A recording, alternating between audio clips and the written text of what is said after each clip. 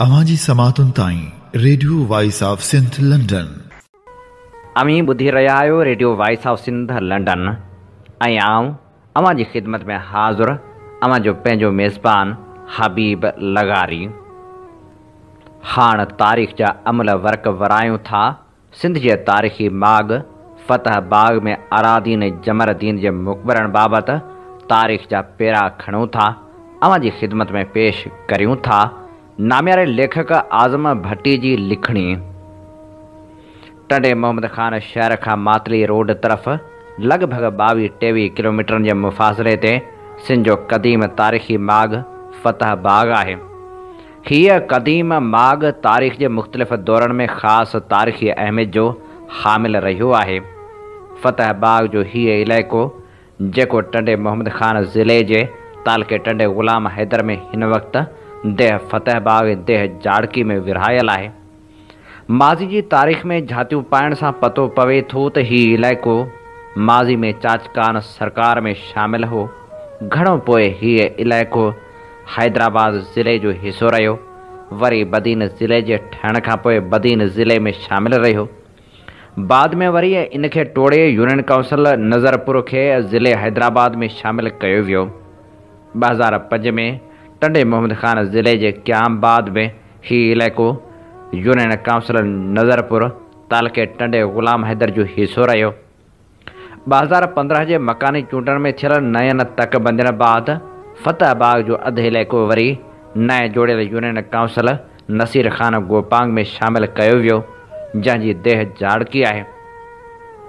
विच मां मोया रोड थो निकिरे जेको हिन इलाइक़े खे ॿिनि हिसनि में विरहाए थो, यानी उन जो अधु हिसो टंडे ग़ुलाम हैदर जे टाउन कमेटी जो वार्ड नंबर 7 आहे, जंहिंजी देह फतह बाग आहे। देह जाड़की में टंडे मोहम्मद ख़ान शहर जे बानी मीर मोहम्मद ख़ान टालपुर समेत 2 ॿिया नामालूम मुक़बरा मौजूदा वक़्त में निशांबर आहिनि। देह फतह बाग जिते हाकड़े दरिया ऐं उन मां निकिरंदड़ रेण शाख जे फटे जा निशान के बाक़ी कुझु वञी बचा आहिनि। रेण खे बि घणनि मुहक़क़नि रेण दरिया करे लिखियो आहे त घणनि वरी रेण शाख तौरु उनखे कलमबंद कयो आहे। अक्सरियत मूजिबि उहा रेण शाख ई आहे। फतह बाग जे उन इलाइक़े में हिकु मुक़बरो अॾियल आहे जंहिंसां खोड़ सारियूं ॾंद कथाऊं ऐं रिवायतूं मनसूब थियल आहिनि। उन हद ताईं जो तारीख़ जे वर्कनि में गुमनाम ऐं अक़ल खां बैद ॾंद कथाऊं हिन वक़्त बि केतिरनि ई वजूदनि जे वाह जी वाह बणियल आहिनि। सीना बसीना उन्हनि ॾंद कथाउनि ऐं रिवायतुनि खे वधाए वॾो करे पेश करण वारो लाड़ो बि को सफ़ा नओं बि न आहे। ख़ैर उन मुक़बरे में 2 क़बरूं आहिनि जंहिं ते शहीद अरादीन ऐं शहीद जमरदीन जा नाला लिखियल आहिनि। हीअ क़बरूं ऐं उन्हनि मथां अॾियल मुक़बरो मुख़्तलिफ़ वक़्तनि ते मरमत जे मरहलनि मां गुज़रंदो रहियो आहे। हिन वक़्त बि हिकु शानदार अॾावती शिकल में मौजूदु आहे जेको आगा ख़ानी यानी इस्माइली ख़्वाजनि जी मिल्कियत करार ॾिनल आहे। मुक़बरे जे मुख्य दरवाज़े ते अहिड़े क़िस्म जी लिखत वारो पथर बि नस्ब थियल आहे जंहिं ते वाज़ह तौरु लिखियलु आहे प्रिंस करीम आगा ख़ान प्रॉपर्टी। उन नस्ब थियल पथर ते नाला शहीद आलाउद्दीन शहीद जमरुद्दीन लिखियल आहिनि। वरी मुक़बरे जे अंदरे दरवाज़े ऐं मुक़बरनि क़बरनि जे कुतबनि ते शहीद अरादीन शहीद जमरदीन लिखियलु आहे। शायदि ॿोली जी रस्मुल ख़त सबबि अलिफ लाम जो फ़र्क़ु आहे, या मुमकिन आहे त उन्हनि नालनि जे उचार बाबति कंहिंखे का तस्दीक़ शुदा ख़बर न हुजे, तंहिं करे ॿिन्ही उचारनि खे इस्तेमालु कयो वियो आहे। फतह बाग में ही मुक़बरो ऐं उन में मौजूदु क़बरनि जिन खे शहीद सॾियो वञे थो बाबति का मुस्तनद तारीख़ घटि में घटि मुंहिंजे नज़र मां न गुज़री आहे, जंहिं बाबति वसूख़ सां का राय जोड़े सघिजे त उहे शहीद केरु हुआ, किथां आया हुआ, कीअं शहीद थिया, संदन किरत कहिड़ी हुई जो खेनि शहीद कयो वियो। बसि रिवायतनि ऐं ॾंद कथाउनि ते गुज़ारो हली रहियो आहे जेको अमल मजमूई तौरु असांजी तारीख़ जो हिसो रहियो आहे। आम रिवायत आहे त हिते 2 भाइर हुआ, सैयद अरादीन सैयद जमरदीन, जेके 2 दरवेश हुआ जिन खे कंहिं ज़ालिम माराए उन्हनि जूं सीसियूं खणी वियो। धड़ हिते दफ़न आहिनि। उन खां पोइ अज़ाब आयो जंहिंमें इहो फतह बाग ईअं ग़र्क़ थियो। इस्माइली ख़्वाजा हिन दरगाह ते मेलो लॻाईंदा आहिनि तारीख़ जे घटनि में लिया पाइण सां तारीख़ी तज़किरा ॿुधाइनि था त 1780 ईस्वी धारे मदद ख़ान पठान जे लश्कर सिंध जे ख़ुशहाल शहरनि खे साड़े रख करे छॾियो हो, जंहिंमें फतह बाग बि शामिल हो। बाक़ी फतह बाग जे गर्क थियण जो को बि तज़किरो तारीख़ में नथो मिले। सिंधी ॿोली जो बहितरीन लिखारी रमज़ान दिलदार चढ़ड़ पंहिंजे मज़मून फतह बाग में लिखे थो त अरादीन जमरदीन किरदार ज़रूर आहिनि, मूंखे सदन शहादत जा हेठियां सबब नज़र अचनि था। हिकु त कंहिं चोर या धाड़ियल हथां हादसाती तौरु मारिजी वञणु, ॿियो त कंहिं जाहिल हथां मारिजी वञणु, टियों कंहिं मुख़ालिफ़ फ़िरक़े जे कटर फ़र्दनि हथां मारिजी वञणु। हू अॻिते लिखे थो त मुंहिंजे ख़्याल में अरादीन जमरदीन इस्माइली सिलसिले जा मुबलग हुआ, जंहिं लाइ वटसि उहे दलील आहिनि।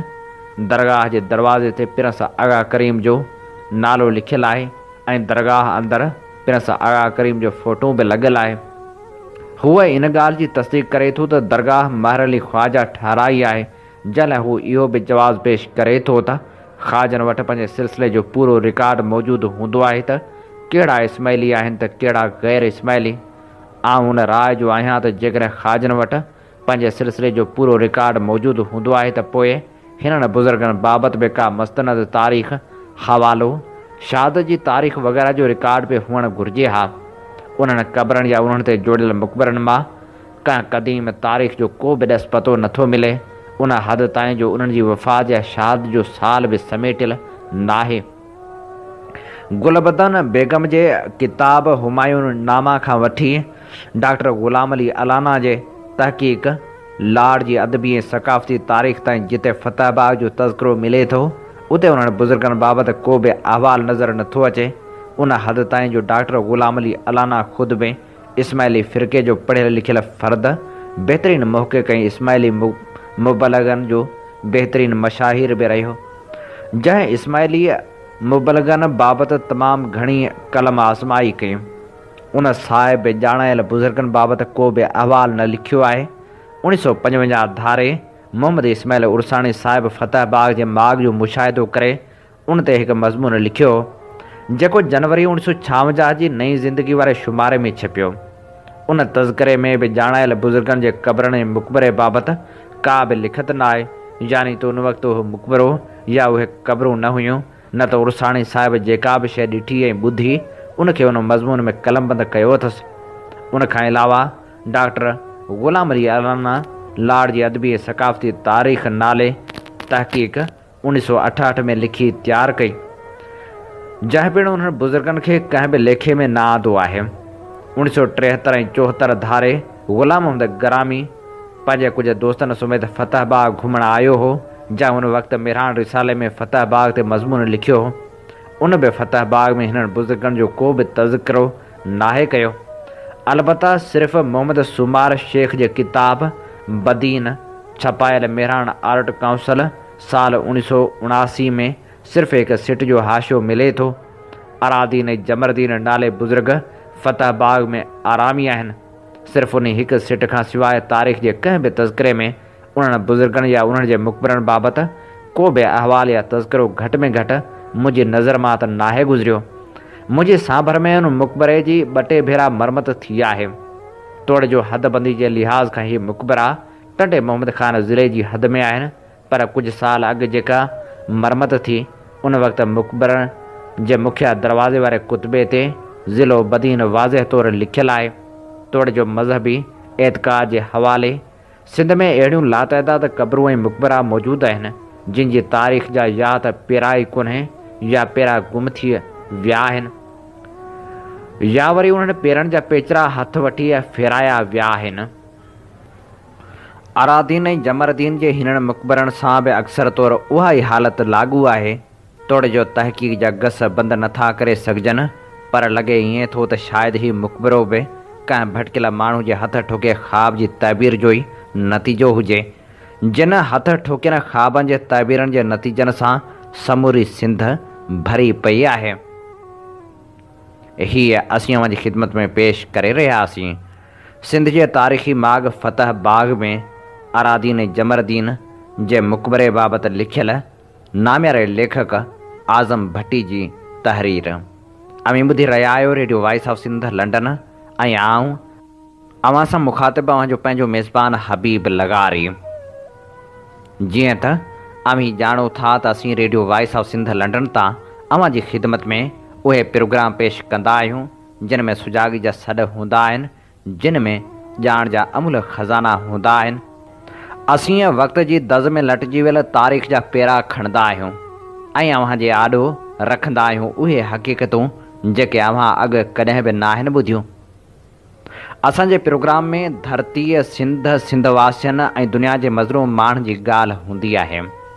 असीं चाहियूं था सुजाॻी जो हीउ सफ़र सफलता माणे सघे, जंहिं लाइ असांखे अव्हां जे साथ ऐं सहकार जी ज़रूरत आहे। असीं पंहिंजा प्रोग्राम यूट्यूब ऐं फेसबुक पेज वसीले पिणु अव्हां ताईं पहुचाईंदा आहियूं। अव्हां असांजा हीअ प्रोग्राम पंहिंजनि दोस्तनि ताईं पहुचायो त जीअं सुजाॻी जो हीउ पैगाम घर घर ताईं पहुची सघे।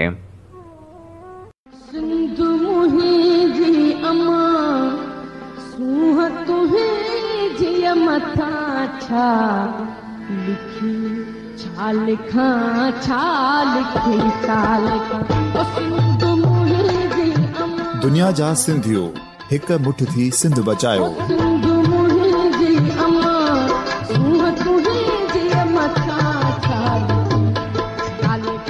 सिंध जो क़ौमी आवाज़ radio voice of Sindh London.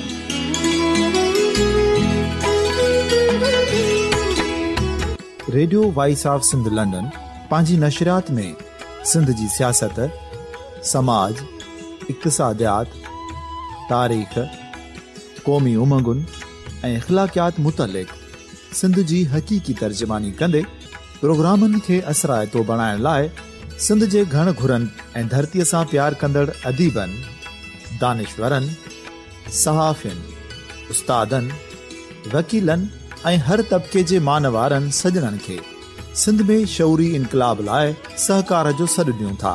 अचो त गॾिजी सूफ़ियुनि ऐं संतनि वारी सिंध जो ओज हिकु मुठ थी वरी वापसि आणण वारे सफ़र जा साथारी बणिजऊं।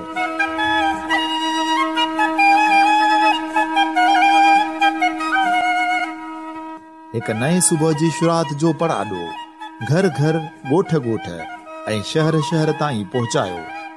शाल सिंध आबाद ऐं ख़ुशहाल थिए, सिंधी माण्हू सुखियो ऐं सताबो थिए।